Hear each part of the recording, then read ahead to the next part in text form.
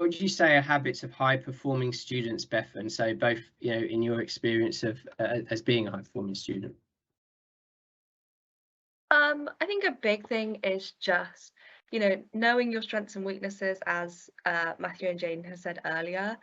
You know, I think a lot of times when you're not so strong at something. So even if it's not your favorite, maybe try and give yourself a bit of extra work on that section so you can level out your skills across the board. I also think it's really important.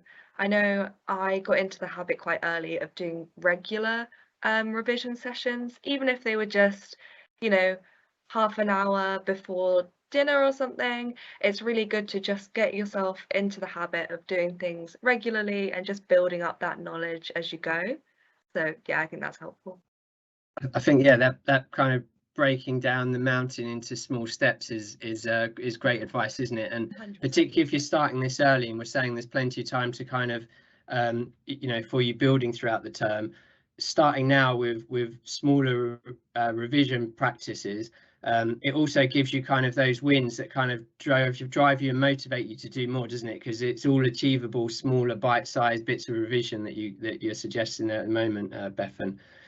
Thanks for that. Jaden, in terms of kind of your habits for productive study and revision, do you have any that you could share with us? I completely agree with the consistent revision thing, because yeah, it's a lot better to do consistent revision every day rather than just random spurts of revision every now and again. But one of the things that I think is really overlooked is having a goal or visualizing where you want to be in the future. Because when I was in my GCSE year, since I never had very good grades before, I always pictured myself opening my results, even on like day one of year 11. I pictured myself opening my results and just being happy with the grades I got and just being satisfied finally. And so I think that if you always have this goal in mind, you'll end up stopping procrastinating, because you're always inspired and you're always motivating yourself. And from this, I believe that you can build a lot of self-discipline and give yourself your own fuel to try the best you can. That's the power of why, isn't it? If you start with your why, kind of work towards it, then you'll be hugely motivated, whatever the challenge is. Revision study in this case, works for exercise and in business and things like that. That's excellent advice. Yeah, look to the end and what you're looking to achieve, and kind of picture that and use it as your motivation is really good. Before we move on to advice from Jeremy and Matthew, they're giving their class at the moment, and thinking about that question being about habits. I think this might have been in some of your YouTube content that I've seen, Jaden, but certainly in some other advice I've heard students say, just about we all have a lot of distraction around us, and in terms of a habit, when you're sitting down to revise, did you have any processes or rituals that you would try and block out distraction, try and make sure you could really focus, even on those shorter blocks of time that Bethan said about she's started revising for? What did you do as part of your habit to make sure your study area was right, your mind was in the right place? Jaden, we'll pop back to you for a second. For the study area, I feel like having a very tidy, or for me, having a very tidy and like clean and just nice area to do my work is very key, because I feel like it sort of represents your state of mind at that moment.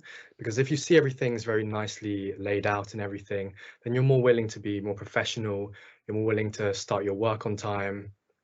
And in terms of like other distractions and things, you should always turn your phone off and everything. But if you choose not to, there are also many apps that you can use which have like timers on. I use one called Forest. I think that it has a Pomodoro timers. So it times you for about 25 minutes. And if you leave that app on your phone, um, something bad happens to that app. So, for example, you're growing a tree, and if you leave the app, then the tree just dies. So you're motivated to stay on the app and just continue your work until the time is done. And I feel like by playing games with yourself, using types of apps like that can really help motivate you and push you to not to procrastinate as much. Yeah, anytime you can gamify something that you might find a bit of a drag is going to kind of motivate you, isn't it? And yeah, I'm completely on board that kind of tidy desk, tidy mind mentality. You know, get your revision area right. Don't try and start when you've got kind of the TV on in the background, or you know, you've just kind of blasted yourself with social media, because you're going to maybe not be able to just then refocus on the work. So that's really good advice. Is there anything you would add to that, Bethan, in terms of when you kind of sit down to study? Is there anything you're trying to make sure you have or haven't got around you? Yeah, as Jane said, I totally agree. I love apps like Forest. I think it's really fun, but it does motivate you. One thing that I found is sometimes I find it difficult to study in my bedroom. I think, and I've heard a couple of my friends saying this, my mind just associates it with, you know, relaxing and somewhere that I just go to chill. So I found if I can either separate the space, make it very sort of different to where I'm sleeping, or I found it really helpful to go and study in a different room, or even studying, you know, if you have a local library that's open, somewhere that's a bit different, so your mind is just ready to study in that area, if that makes sense. Making sure It that you does, have a study environment. And again, phones, yeah, turn them off, I think is the best idea. But if you have to have them on, or if you like to have music in the background, I think music without words is good, so you're not getting distracted. So either classical music or lo-fi music is useful, but yeah, something that's not distracting. No, absolutely, that's brilliant advice. So that both those things kind of prime your mind with, you know, the right setting and environment. Might not be where you're most comfortable, your bedroom or somewhere like that. It might be somewhere where you can actually tell your brain thinks, right, it's go time. We're going to kind of study and revise. Really good shout. Make sure you've got a nice, clean, organized space around you. Brilliant.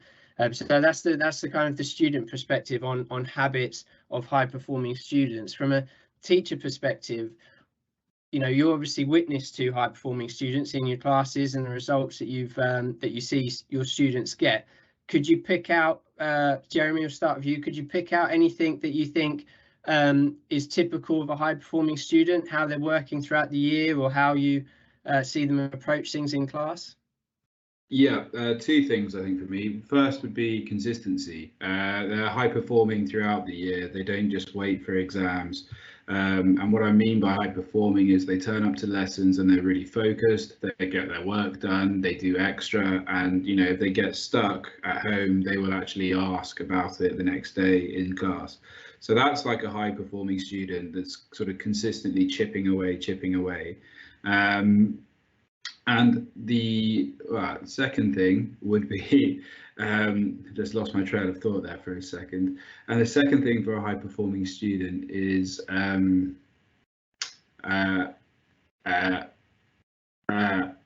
Whilst you're thinking about it, I'll come back to you with the second thing in a second. I think you touched on a point I wanted to make, which is, oh, you got it?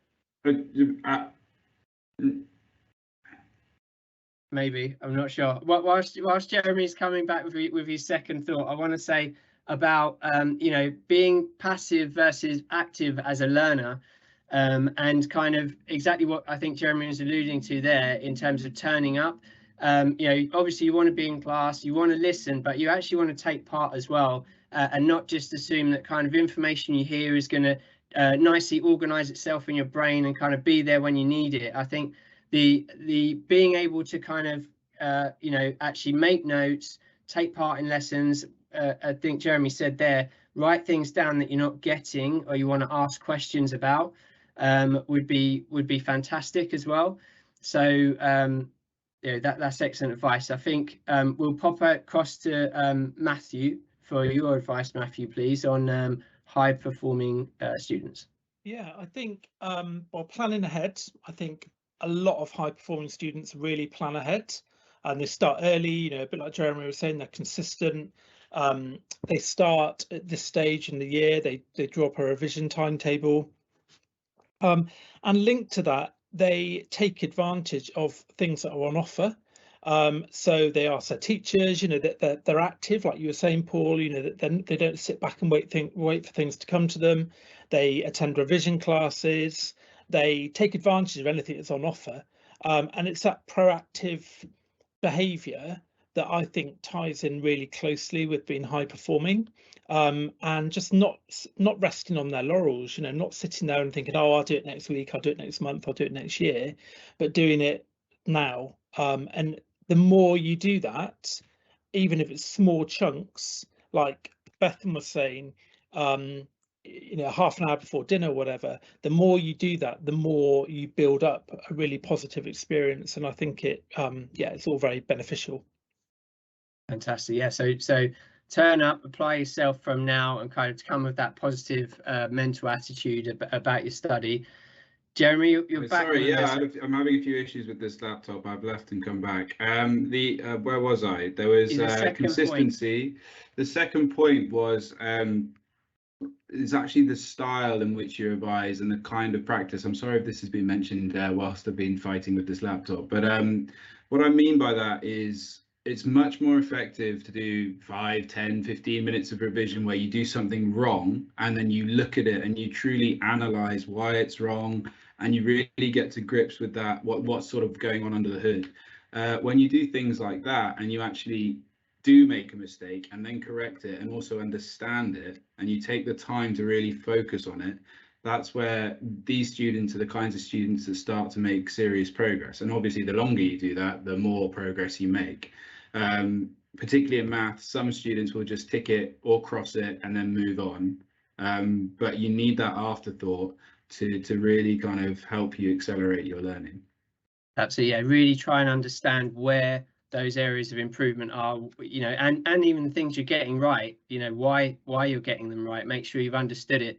So they say if you can explain it to someone else, that you've grasped it, haven't they? So a good way of doing it, as well as all the practice, is maybe make sure you can explain the topic to someone who perhaps doesn't know it or will listen to you anyway, explain it. So thanks. I'm glad we managed to get the second point out, because I think that's really valuable too.